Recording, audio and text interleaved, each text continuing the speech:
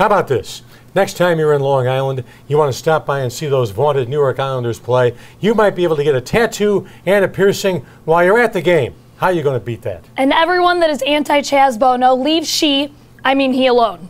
Welcome once again to Culture Clash, brought to you by our great friends at Athens Motors on Waukegan Road in Morton Grove. I'm Chet Kopic, along with the delightful Catherine Saxon. Right off the top, I want to talk to you about the New York Islanders, okay? Okay. This is kind of interesting. I never thought hockey, in right? my lifetime, New York Islanders are a hockey team, puck, sticks, ice. Okay. That You painted the picture, good. Okay, here we go. A guy named Lou Rubino has put together a deal with the Islanders where for 10 games this year, they're going to have available tattoo artists and piercers at the arena, at the Nassau County Coliseum.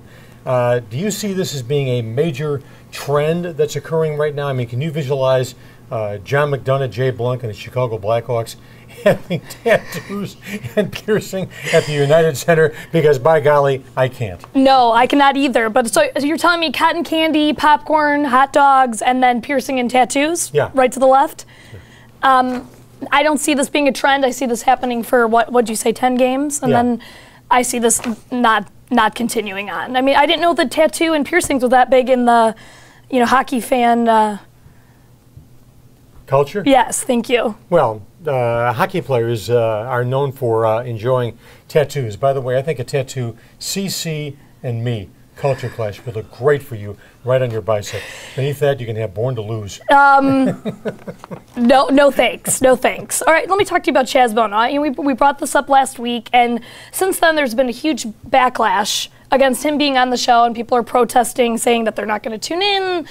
I feel bad for the guy, and I think that people should leave him alone. And, it's the first transgender person to be on Dancing with the Stars, and good for Dancing with the Stars to kind of keep up with society. I could frankly care less about Chaz Bono. The only reason that Chaz Bono was on the show is because his mother happens to be Cher, and there is no doubt that Cher will be in attendance when Chaz Bono, all 415 pounds of him, is out there, doing the good thing, out there high stepping. I will say this much: the first time Chaz Bono is on Dancing with the Stars, look for, if not record numbers, extraordinary high numbers. Chaz Bono is going to be an attraction, much the same way Ringling Brothers, Barnum and Bailey Circus was an attraction back in the early part of the 20th century. Did you breathe? That was impressive. Century?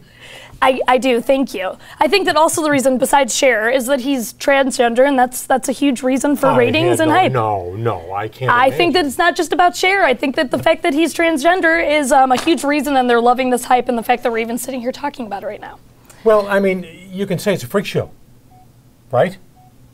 I wouldn't go that far. But another freak show. Why else would you put Chaz Bono on? For ratings and Cher. I feel like we went over that. Yes? Yeah, we did. Okay. Let's move on. Okay. Not a moment too soon. Oscars. Eddie Murphy. Are Boring. you? Okay, so I'm excited about this. I feel like this is going to be a bounce back for them, and that he's going to do a great job. I'd rather have Billy hilarious. Crystal, who's always terrific. Yes, but we got to do something new. David Letterman dusted off and given an opportunity to swing the bat again, given the fact that the first time around when he hosted the Oscars, it was something less than, shall we say, Clark Gable and Gone with the Wind. Okay, well, what? Marlon Should we give Brando Anne in The Hathaway Godfather. another chance? I mean, come on. Anne Hathaway? Yes. What team does she play for? Your team. I think so. Yes. All right, so I'm going to say that if he hosts it, he's going to do a great job. You're disagreeing, right? Yeah. Okay. I think it'll be very boring. When was the last time Eddie Murray did anything that was really, something that electrified the American public? Okay, probably not in 10 years, but maybe, you're saying give David Letterman another chance. I feel like this is something Letterman is still on they need to nightly. do something different from He's last in year. his 30th big year. I mean, okay, I guess that's just not who I would put as a contender to be hosting whatsoever. All right. Peyton Manning. Your house, your game. Thanks.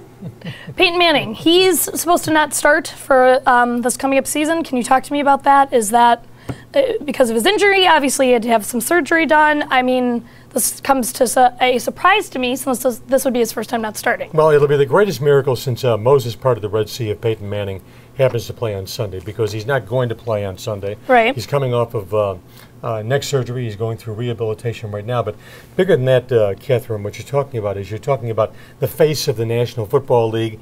He's won a Super Bowl. He's a 4-time National Football League most valuable player. The league needs Peyton Manning. Peyton Manning is about box office. He's about ratings. So this is not only a blow to the Indianapolis Colts, who are going to have to go with Kerry Collins, who's in his 16th year at quarterback, and for a long time was really a bad drunk.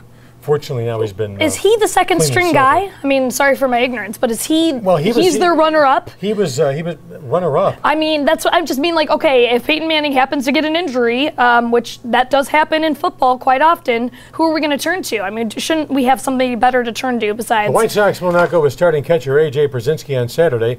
They will go with runner-up Tyler Flowers. Okay, it was a figure of speech. All right, it was a figure of speech. Second string, next person up. Behind Peyton, shouldn't they have somebody that's a little bit more legitimate? Well, than what you just described. I think they thought. And all I've heard about in the news. Bill Polian, who's a very good. What the hell did you say? Continue. No, I missed something there. Oh, just what I've been reading about and hearing in the news. Something that I do before I come on the show and talk to you. Well, you're way ahead of me. Thank you. You're way ahead of me. I just found out we declared war on the. On the Soviet Union. Okay, so in conclusion, tell me what to expect. And is Peyton not going to play for a few games? What's your prediction? You're the expert here of trying to. Peyton Manning is going to miss significant time, and the Indianapolis Colts without Peyton Manning are screwed. Big time. Okay. I mean, they're screwed royally. They're screwed, and they haven't even been kissed. Okay. Do you feel like with comparing it to the Chicago Bulls, I feel like some people didn't really appreciate Michael Jordan until we lost him. Can you make that comparison for their fans or no? No, because Jordan was in a class by himself. Right. I mean, Peyton Manning is extraordinary. Michael Jordan was a once-in-4 lifetimes type of ball player. Okay. Michelle Bachmann just lost her campaign manager. Michelle, take a hike. Go back and become a backup singer once again for Bachman Turner Overdrive. Hey, the fact of the matter is, this is Perry's race to lose. This is Perry's race to lose. And I think it's going to be a great show between Perry and Barack Obama. And by the way, before you write up Barack Obama, Monday in Detroit, he had the audience in the palm of his hand. Well, he is his lowest approval ratings right now. So, I find that fascinating after the recent natural disasters and how I think he actually did a decent job of handling them. That his approval ratings are so low. So look, the PAC is apparently spending $55 million to back Rick Perry, which is going to give him the slam dunk, I think, nomination for the Republican Party. And I still think, though, that at the end of the day, Obama's going to beat him. That guy is just a pretty face to me. He could play a president, I feel like, on TV or in a movie, but not actually be our actual president in real life. Really? Yeah. Rick Perry, are you a fan? No, not really. I really don't know I don't know really much about what Rick Perry stands for. I want George. And I want Iowa, and I want New Hampshire, and I want a race to find out what Rick Perry is all about. But I will say this much right now. He's too far right wing for me. Anybody who thinks, I don't care where Obama's approval rating is right now, anybody who thinks that Obama is DOA is crazy, because Obama is a brilliant campaigner, a tremendous fundraiser, and Obama still has the lure of the Oval Office. And Obama can also say, hey, you know what you're getting if you nominate Perry? If you go with Perry and you make him our next president, you're getting George Bush light. Okay. Actually, I agree with that 100%. I just thought that the only point that I'd bring up is that after Irene, I would expect his approval rating to go up, not down. And I thought that he handled that decently. So it's just still at this point anyone's game, obviously, but I'm a little bit nervous for him. But I mean, it's just like this Perry guy is. The language you're using today. Well, right now it's still anybody's ball game. I mean, Perry and Barack Obama, it's anybody's ball game here in the 8th inning. It is a game at this point. But Michelle Bachmann, her campaign manager, said that she wasn't, she was third place all along, and they were surprised that she'd even gotten this far. So I think she should pack up her bags and, take a hike. Well, logically speaking, she will, because she'll go to Iowa with no money. But the fact of the matter is, Michelle Bachmann has established herself as a viable name, thinking ahead toward 2016. Which I'm sure she's already doing. Sarah Palin's still unannounced as of right now. I'm come on. The fact that this is even being discussed. There is no chance in hell Okay, well, I mean, Palin is going to run. Is Michelle Bachmann, is Sarah Palin light Palin too? right now can't get 4 votes in Danville. Okay. I mean, I have to agree with that. All right, so George Bush says that he took no pleasure in hearing about we were doing better with Lou Rubino and tattoos at the New York Islanders games. We can go back to that if you want. Next week, if you come in with the tattoo and a nose ring, I'd be really thrilled and excited. What would you think about that? If I got maybe, ZZ Top on Bad on Nationwide on my neck. Do you have any tattoos? Is that... Of course I do. Really? Yeah. Do you regret them? No, but little Chet sure does. Oh. But I got to tell you, I really do love the Hancock Building. Oh my gosh. I'm starting to feel really uncomfortable. I don't even know how to transfer how to go over to George Bush now. I mean, let's all do the Girl Scout pledge together, okay? I mean, should we continue or? I don't see why we should. I think at this point we have humiliated ourselves beyond words. I'm looking embarrassed. over at Mike North, who fell asleep during minute 2 of this program, and I'm looking at Corey, who is saying to himself, "Why didn't I listen to my mother and become a bookie?" All right.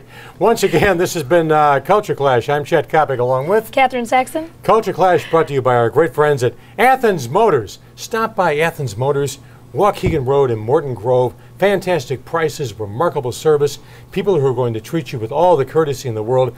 We'll catch you next time around. By the way, Mike North, not a moment too soon, will be substituting for yours truly next week while I have my stomach examined. Too much information. Too much information. What the heck? So long, everybody. Peace, love, and soul. By the way, Don Cornelius, congratulations.